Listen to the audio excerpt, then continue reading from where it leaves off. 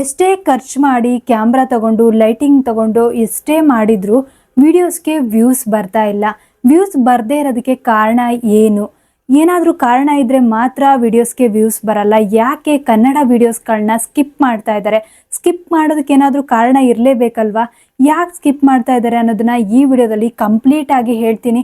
ಯಾಕೆ ಸ್ಕಿಪ್ ಮಾಡ್ತಾ ಇದ್ದೀರಾ? ನೀವೆಲ್ಲಿ ತಪ್ಪು ಮಾಡ್ತಾ ಇದ್ದೀರಾ? ಈ ತಪ್ಪಿಂದ ನಿಮ್ಮ ವಿಡಿಯೋಸು ಸ್ಕಿಪ್ ಆಗ್ತಾ ಇದೆ. ನೀವು ಎಷ್ಟೇ ಹೈ ಕ್ವಾಲಿಟಿ ವಿಡಿಯೋಸ್ ಮಾಡಿದ್ರೂ ಸಹಿತ ವಿಡಿಯೋ ಸ್ಕಿಪ್ ಮಾಡ್ತಾ ಇದ್ದಾರೆ. ಅದಕ್ಕೆ ಮೇನ್ ಕಾರಣ ಏನು ಅನ್ನೋದನ್ನ ಈ ವಿಡಿಯೋದಲ್ಲಿ ಕಂಪ್ಲೀಟಾಗಿ ಹೇಳ್ತೀನಿ. ಮೊದಲನೇದಾಗಿ ಮೇನ್ ಕಾರಣ ಅಂತ ಅಂದರೆ ವಿಡಿಯೋದಲ್ಲಿ ನೀವು ಅನಿಮೇಷನ್ಸ್ ವಿಡಿಯೋಸ್ಗಳನ್ನ AI ವಿಡಿಯೋಸ್ಗಳನ್ನ ಜಾಸ್ತಿಯಾಗಿ ಆ್ಯಡ್ ಮಾಡೋದು. AI ವಿಡಿಯೋಸ್ಗಳನ್ನ ಜಾಸ್ತಿಯಾಗಿ ಆ್ಯಡ್ ಮಾಡೋದು ಅಂತಂದರೆ ಏನು ಅನ್ನೋದಾದರೆ, ಈಗ ನೀವು ವಿಡಿಯೋಸ್ಗಳನ್ನ ಕ್ರಿಯೇಟ್ ಮಾಡಿರ್ತೀರ.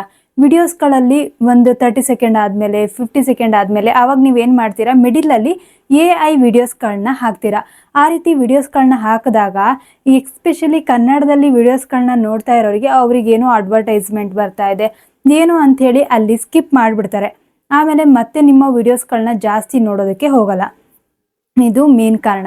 ಏನಕ್ಕೆ ಇಲ್ಲಿ ಮೇನ್ ಕಾರಣ ಇದು ಅಂತ ಹೇಳ್ತಾ ಇದ್ದೀನಿ ಅಂದರೆ, ಕನ್ನಡದವರು ಮೇನಾಗಿ ಕರೆಕ್ಟಾಗಿ ಇವಾಗ ಫ್ರೆಂಡ್ಸ್ ಥರ ಯಾವ ರೀತಿ ನೀವು ಮಾತಾಡ್ತಾ ಇದ್ದೀರಾ, ನ್ಯಾಚುರಲಾಗಿ ಮಾತಾಡ್ತಾ ಇದ್ದೀರಾ ಅಂತ ಅಂದರೆ, ಒಂದು ಅವರಿಗೆ ಕನೆಕ್ಟ್ ಆಗಬೇಕು. ನೀವು ತುಂಬ ಚೆನ್ನಾಗಿ ನ್ಯಾಚುರಲಾಗಿ ಮಾತಾಡ್ತಾ ಇದ್ದೀರಾ ಅಂದರೆ ಆಗ ನಿಮ್ಮ ವಿಡಿಯೋಸ್ಗಳನ್ನ ಬೇಗ ಸಬ್ಸ್ಕ್ರೈಬ್ ಮಾಡ್ತಾರೆ. ಹಾಗೆ ನಿಮ್ಮ ವಿಡಿಯೋಸ್ಗಳನ್ನ ಜಾಸ್ತಿ ನೋಡೋದಕ್ಕೂ ಸ್ಟಾರ್ಟ್ ಮಾಡ್ತಾರೆ. ಚೆನ್ನಾಗಿ ನೀವು ಇವಾಗ ಫ್ರೆಂಡ್ಸ್ ಹತ್ರ ಯಾವ ರೀತಿ ಮಾತಾಡ್ತಿರೋ ಆ ರೀತಿ ನೀವು ವಿಡಿಯೋಸ್ಗಳನ್ನ ಕ್ರಿಯೇಟ್ ಮಾಡಿ.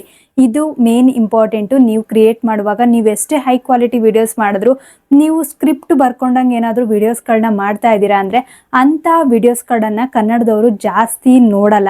ಈಗ ನಾನು ಬೇರೆ ಬೇರೆ ವಿಡಿಯೋಸ್ಗಳನ್ನ ಹಾಕ್ತೀನಿ. ಆ ವಿಡಿಯೋಸ್ಗಳಲ್ಲಿ ನಾನು ಮಿಡಿಲಲ್ಲಿ ಏನಾದರೂ ವಿಡಿಯೋಸ್ಗಳು ಅಂಥದ್ದೇನಾದರೂ ಆ್ಯಡ್ ಮಾಡಿದ್ದೀನಿ ಅಂತ ಅಂದರೆ ಆಗ ನನಗೆ ನನ್ನ ಹಳೆ ವಿಡಿಯೋಸ್ಗಳು ನೀವು ಚೆಕ್ ಮಾಡ್ಬೋದು, ಅದ್ರಲ್ಲಿ ನಾನು ಆ್ಯಡ್ ಮಾಡಿದ್ದೀನಿ. ಆ್ಯಡ್ ಮಾಡಿದಾಗ ಏನಾಗುತ್ತೆ ಅಂತಂದರೆ ನನಗೆ ಅಷ್ಟು ವ್ಯೂಸ್ ಬರ್ತಾ ಇದೆ ನನ್ನ ವಿಡಿಯೋಸ್ಗಳಿಗೆ ಅಂತೇಳಿ ಅನಿಸಲ್ಲ. ಆದರೆ ನನಗೆ ಕನ್ನಡದಲ್ಲಿ ವಿಡಿಯೋಸ್ಗಳನ್ನ ಮಾಡಬೇಕು, ಕನ್ನಡನ ಬೆಳೆಸಬೇಕು, ನನಗೇನು ಗೊತ್ತಿದೆಯೋ ಅದನ್ನು ನಾನು ಹೇಳಬೇಕು ಅನ್ನೋದು ಮಾತ್ರ ನನ್ನ ಉದ್ದೇಶ ಆಗಿರುತ್ತೆ. ಅಲ್ಲಿ 10 ವ್ಯೂಸ್ ಬರಲಿ 20 ವ್ಯೂಸ್ ಬರಲಿ ನಾನು ವಿಡಿಯೋಸ್ಗಳನ್ನ ಮಾಡೇ ಮಾಡ್ತೀನಿ. ನನಗೆ ಇಲ್ಲಿ ಮೇನ್ ಇಂಪಾರ್ಟೆಂಟು, ನನಗೇನು ಪಾಯಿಂಟ್ಸ್ ಗೊತ್ತಿದೆಯೋ ಆ ಪಾಯಿಂಟ್ಸ್ನ ನಾನು ಹೇಳಬೇಕು ಅನ್ನೋದು ಮಾತ್ರ ನನ್ನ ಉದ್ದೇಶ ಆಗಿರುತ್ತೆ. ಇಲ್ಲಿ ಒಂದು ವೇಳೆ ನಾನೇನೋ ಸ್ಕ್ರಿಪ್ಟ್ ಬರ್ಕೊಂಡಂಗೆ ವಿಡಿಯೋಸ್ಗಳನ್ನ ಕ್ರಿಯೇಟ್ ಮಾಡ್ತಾ ಇದ್ದೀನಿ ಅಂತಂದರೆ ಅದನ್ನು ಯಾರೂ ಇಷ್ಟಪಡಲ್ಲ. ಇದನ್ನು ನೀವು ನೆನಪಲ್ಲಿ ಇಟ್ಕೊಳ್ಳಿ. ಆಮೇಲೆ ನಿಮ್ಮ ರಿಯಲ್ ಲೈಫ್ ಎಕ್ಸ್ಪೀರಿಯನ್ಸು, ಈಗ ನೀವು ವಿಡಿಯೋಸ್ಗಳನ್ನ ಕ್ರಿಯೇಟ್ ಮಾಡ್ತಾ ಇರ್ತೀರ, ಮಧ್ಯದಲ್ಲಿ ಆವಾಗ ನಿಮ್ಗೇನಾದರೂ ಅನಿಸ್ತು ಅಂತಂದರೆ, ನಿಮ್ಮ ರಿಯಲ್ ಲೈಫಲ್ಲಿ ಏನಾದರೂ ಆಗಿತ್ತು ಅಂತ ಅನಿಸಿದ್ರೆ ಆಗ ಅದನ್ನು ಸಹಿತ ನೀವು ಎಕ್ಸ್ಪ್ಲೋರ್ ಮಾಡ್ಬೋದು. ಯೂಟ್ಯೂಬ್ನಲ್ಲಿ ನೀವು ಅದನ್ನ ಒಂದೊಂದು ಪಾಲಿಸೀಸ್ಗಳಿದ್ದಾವೆ, ಆದರೆ ಆ ಪಾಲಿಸೀಸ್ ಪ್ರಕಾರನೇ ನೀವು ಎಕ್ಸ್ಪ್ಲೋರ್ ಮಾಡಬೇಕಾಗುತ್ತೆ. ನೀವು ಬೇರೆ ಬೇರೆ ಏನೋ ಶಾಕಿಂಗ್ ಆಗಿರುವಂಥದ್ದು, ಇಲ್ಲದೆ ಇರುವಂಥದ್ದು ಅಂಥದ್ದೆಲ್ಲ ನೀವು ಹೇಳೋದಕ್ಕೆ ಹೋಗಬೇಡಿ. ವಿಡಿಯೋಸ್ನಲ್ಲಿ ನೀವು ಕ್ಲಾರಿಟಿಯಾಗಿ ನಿಮ್ಮ ಲೈಫ್ ಎಕ್ಸ್ಪೀರಿಯನ್ಸ್ಗಳನ್ನೆಲ್ಲಾದರೂ ಕೊಡ್ತಾ ಇದ್ದೀರಾ ಅಂತಂದರೆ ಆಗ ನಿಮ್ಮ ವಿಡಿಯೋಸ್ಗಳಿಗೆ ವ್ಯೂಸು ಜಾಸ್ತಿ ಬರುತ್ತೆ. ಫ್ರೆಂಡ್ಶಿಪ್ನ ತುಂಬಾ ಇಷ್ಟಪಡ್ತಾರೆ ಕನ್ನಡದವರು. ನಾವು ಇವಾಗ ಬೇರೆ ಬೇರೆ ಲ್ಯಾಂಗ್ವೇಜಲ್ಲಿ ಏನಾಗುತ್ತೆ ಅಂತ ಅಂದರೆ, ನಮ್ಮ ಲ್ಯಾಂಗ್ವೇಜನ್ನು ನಾವು ಕಲ್ತಿಲ್ಲ ಅಂತ, ನಮ್ಮ ಲ್ಯಾಂಗ್ವೇಜನ್ನು ಅವ್ರು ಕಲ್ತಿಲ್ಲ ಅಂತಂದರು ಅವ್ರ ಲ್ಯಾಂಗ್ವೇಜಲ್ಲಿ ನಾವು ಮಾತಾಡಿಸ್ತೀವಿ. ಆದರೆ ಅವರು ನಮಗೆ ಅದೇ ಲ್ಯಾಂಗ್ವೇಜಲ್ಲಿ ಮಾತಾಡ್ಸಲ್ಲ. ಯಾಕಂದರೆ ಅವರು ನಮ್ಮ ಲ್ಯಾಂಗ್ವೇಜ್ನ ನಾವು ಹಿಂಗೆ ಮಾತಾಡಿಸ್ತೀವೋ ಅವರು ಅವ್ರ ಲ್ಯಾಂಗ್ವೇಜನ್ನು ಅಷ್ಟೇ ಇಷ್ಟಪಡ್ತಾರೆ. ಎಲ್ಲ ಲ್ಯಾಂಗ್ವೇಜನ್ನು ಇಷ್ಟಪಡಬೇಕು, ಆದರೆ ನಮ್ಮ ಲ್ಯಾಂಗ್ವೇಜನ್ನು ನಾವು ಪ್ರೀತಿಸ್ಬೇಕಲ್ವ. ನಮ್ಮ ಲ್ಯಾಂಗ್ವೇಜಲ್ಲಿ ನಾವೇನಾಗುತ್ತೆ ಅಂತಂದರೆ, ಈಗ ವಿಡಿಯೋಸ್ಗಳನ್ನ ಮೇನಾಗಿ ಸ್ಕಿಪ್ ಮಾಡೋದೇ ಇದು ಕಾರಣ. AI ವಿಡಿಯೋಸ್ಗಳನ್ನ ಹಾಕೋದು ಇದನ್ನೆಲ್ಲ ಮಾಡೋದ್ರಿಂದ ನಿಮ್ಮ ವಿಡಿಯೋಸ್ಗಳು ಬೇಗ ಸ್ಕಿಪ್ ಆಗ್ತವೆ. ಅವೆಲ್ಲ ಏನೋ ಅಡ್ವರ್ಟೈಸ್ಮೆಂಟ್ ಮಾಡ್ತಾ ಇದ್ದಾರೆ ಅಂಥೇಳಿ ಅನಿಸುತ್ತೆ. ಇದಾದಮೇಲೆ ರಿಟೆನ್ಷನ್ ಯಾಕೆ ನಿಮ್ಮದು ಸ್ಕಿಪ್ ಆಗ್ತಾ ಇದೆ, ರಿಟೆನ್ಷನ್ ಯಾಕೆ ತುಂಬಾ ಕಮ್ಮಿ ಆಗ್ತಾ ಇದೆ ಅಂತಂದರೆ, ರಿಟೆನ್ಷನ್ ಲೋ ಆಗೋದಕ್ಕೆ ತುಂಬ ಮೇನ್ ಕಾರಣ ಏನು ಅಂತಂದರೆ 30 ಸೆಕೆಂಡ್ನಲ್ಲಿ ನೀವು ಏನು ಮಾಡ್ತಾ ಇದ್ದೀರಾ, ಏನು ಮಾಡಬೇಕು ಅಂತ ಇದ್ದೀರಾ, ಈ ವಿಡಿಯೋದಲ್ಲಿ ನೀವು ಏನು ಹೇಳ್ತೀರಾ, ಇದನ್ನು ಮೇನಾಗಿ ನೀವು ಹೇಳಬೇಕು. 30 ಸೆಕೆಂಡ್ ಒಳಗಡೆ ಇದನ್ನು ನೀವು ಮೇನಾಗಿ ಹೇಳಬೇಕು. ಈಗ ಒಂದು ವೇಳೆ ನೀವು ಅದನ್ನು ಹೇಳಲಾರ್ದಂಗೆ, ಇದು ಯಾವುದೋ ಒಂದು ವಿಡಿಯೋ ಮಾಡ್ತಾ ಇದ್ದೀವಿ, ಆ ವಿಡಿಯೋ ಬಗ್ಗೆ ನೀವು ಹೇಳಲಾರ್ದಂಗೆ welcome back to my channel ಅದು ಇದು ಅಂತೇಳಿ ಸುಮ್ಮನೆ ನಿಮ್ಮ ಬಗ್ಗೆ ನೀವು ಇಂಟ್ರೊಡಕ್ಷನ್ ಒಂದು 30 ಸೆಕೆಂಡ್ ಬರೀ ಇಂಟ್ರೊಡಕ್ಷನೇ ಕೊಟ್ಟಿದ್ದೀರಾ ಅಂತಂದರೆ ಆ ರೀತಿಯಾದಂಥ ವಿಡಿಯೋಸ್ಗಳನ್ನ ಯಾರೂ ನೋಡಲ್ಲ. ಇದನ್ನು ನೆನಪಲ್ಲಿ ಇಟ್ಕೊಳ್ಳಿ. ಈ ರೀತಿ ನೀವು ಮಾಡ್ತಾ ಇದ್ದೀರಾ ಅಂತಂದರೆ ನಿಮ್ಮ ವಿಡಿಯೋಸ್ಗೆ ವ್ಯೂಸು ಸ್ಕಿಪ್ ಆಗುತ್ತೆ, ಅದ್ರ ಜೊತೆಗೆ CTR ಕ್ಲಿಕ್ ಥ್ರೂ ರೇಟು ಬರಲ್ಲ. ಆಮೇಲೆ ತಮ್ನೇಲ್ನ ಕ್ರಿಯೇಟ್ ಮಾಡುವಾಗ ತುಂಬ ಚೆನ್ನಾಗಿ ನೆನ್ಪಿಟ್ಕೊಳ್ಬೇಕು. ತಮ್ನೇಲು ತುಂಬಾ ಅಟ್ರಾಕ್ಟಿವ್ ಆಗಿರಬೇಕು. ನಿಮ್ಮ ತಮ್ನೇಲ್ ಏನಾದರೂ ಅಟ್ರಾಕ್ಟಿವ್ ಆಗಿಲ್ಲ ಅಂತ ಅಂದರೆ ವಿಡಿಯೋಸ್ಗೆ ವ್ಯೂಸು ಬರಲ್ಲ. ಅದಕ್ಕೆ ತಮ್ನೇಲ್ನ ಕರೆಕ್ಟಾಗಿ ಅಟ್ರಾಕ್ಟಿವ್ ಆಗಿರುವ ಹಾಗೆ ಮಾಡ್ಕೊಳ್ಳಿ.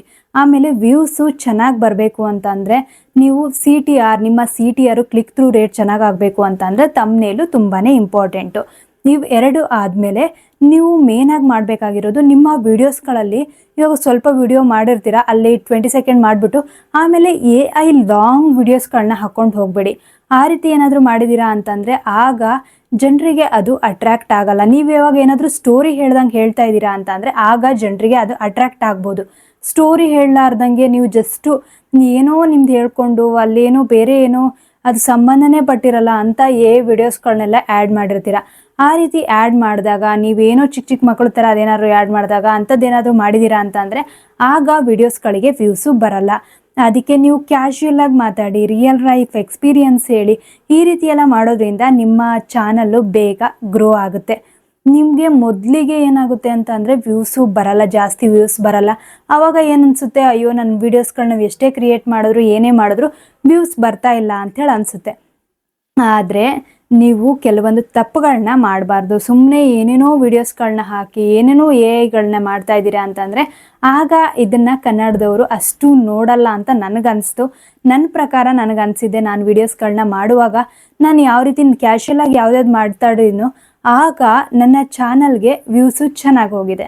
ಒಂದು ವೇಳೆ ನಾನು ಕ್ಯಾಶುಯಲಾಗಿ ಮಾತಾಡ್ತಾ ಇಲ್ಲ, ಏನೋ ಸ್ಕ್ರಿಪ್ಟೆಡ್ ಥರ ಮಾತಾಡ್ತಾ ಇದ್ದೀನಿ ಅಂದಾಗ ವ್ಯೂಸು ಚೆನ್ನಾಗಿ ಬರಲ್ಲ. ಇದನ್ನು ನೀವು ನೆನಪಲ್ಲಿ ಇಟ್ಕೊಳ್ಳಿ. ನಿಮಗೂ ಇದು ಕರೆಕ್ಟ್ ಅನಿಸಿದೆ, ನೀವು ವೀಡಿಯೋಸ್ಗಳನ್ನ ಕ್ರಿಯೇಟ್ ಮಾಡೋರಾಗಿದ್ದರೆ ನಿಮಗೂ ಹಂಗೆ ಅನಿಸಿದೆ, ಹೌದು ನನ್ನ ವೀಡಿಯೋಸ್ಗಳು ನೀನು ಈ ರೀತಿ ಮಾತಾಡ್ತಾ ಇದ್ದೀನಿ, ಕ್ಯಾಶುಯಲಾಗಿ ಮಾತಾಡ್ತಾ ಇಲ್ಲ, ಆ ರೀತಿ ಏನಾದರೂ ನಿಮಗೂ ಅನಿಸಿದೆ ಅಂತ ಅಂದರೆ ನನಗೆ ಕಮೆಂಟ್ ಮಾಡಿ ತಿಳಿಸಿ. ಈ ವಿಡಿಯೋ ಒಂದು ವೇಳೆ ನಿಮ್ಗೆ ಇಷ್ಟ ಆಗಿದೆ ಅಂದರೆ 2 ಬೈಟ್ಸ್ ಕನ್ನಡ ಚಾನಲ್ನ ಸಬ್ಸ್ಕ್ರೈಬ್ ಮಾಡೋದನ್ನು ಮರಿಬೇಡಿ.